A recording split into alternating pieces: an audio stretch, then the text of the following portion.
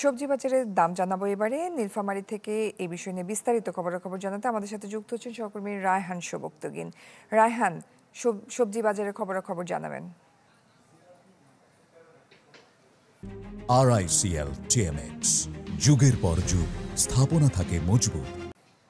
সবজি বাজারে মূলত আলু, পটল বা বেগুনের কথা যদি আমরা বলি, সেটা একরকম স্বস্তিদায়ক রয়েছে। বেগুন এখানে বিক্রি হচ্ছে 10 টাকা কেজি, পটল বিক্রি হচ্ছে 20 থেকে 25 টাকার মধ্যেই।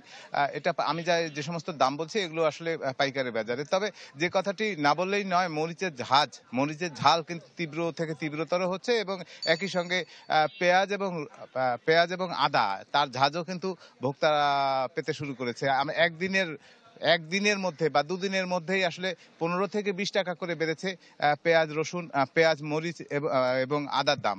আমরা যদি পেঁয়াজের কথা বলি, আমরা এই মুহূর্তে এসেছি নীলফামারীর ডোমারের কাঁচা সবজি বাজারে যে আড়ত রয়েছে, সেই আড়তগুলোতে বড় বড় আড়তদারগুলা যারা বলছে যে দুদিন আগে এই পেঁয়াজ এই যে এককোষী পেঁয়াজগুলো এরা দুদিন আগে এর দাম ছিল 40 থেকে 45 টাকা কেজি, আজকে কিন্তু এটি 60 থেকে 65 টাকায় বিক্রি হচ্ছে।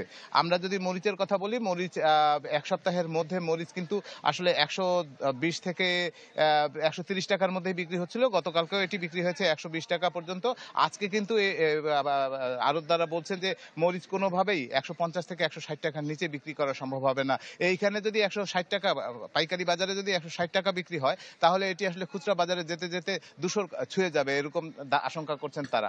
এর পাশাপাশি যদি বলি পেঁয়াজের কথা, পেঁয়াজ 40 থেকে 45 টাকা বিক্রি হচ্ছিল, এটা আজকে 60 থেকে 65 টাকার মধ্যে গিয়েছে।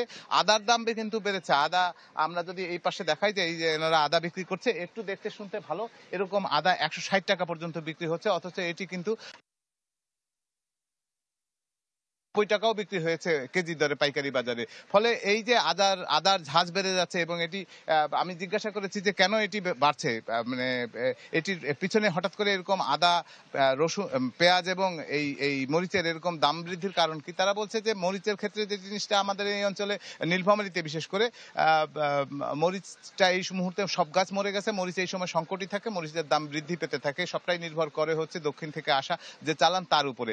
কিন্তু আদার ক্ষেত্রে বলছে যে সরবরাহ একেবারেই কম, আদার দামটা কবে নাগাদ নিয়ন্ত্রণ করতে যাবে এরকমটা কিন্তু তারা বলতে পারছেন না। এর বাইরে যদি অন্যান্য সবজির কথা বলি, এখানে কাঁকরোল বিক্রি হচ্ছে 30 থেকে 35 টাকা, আলু বিক্রি হচ্ছে মাত্র 10 টাকায়। কিন্তু আলুর দাম একই রকম রয়েছে, আলুর কোনো বৃদ্ধি নেই।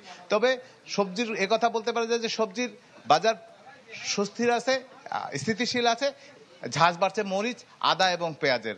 জয়ী, এই ছিল আমার কাছ থেকে নীলফামারী থেকে সবজির বাজারের খবর। রায়হান, ধন্যবাদ আপনাকে। দর্শক, রায়হান শোভক্তগীন যুক্ত হয়েছিলেন নীলফামারী থেকে।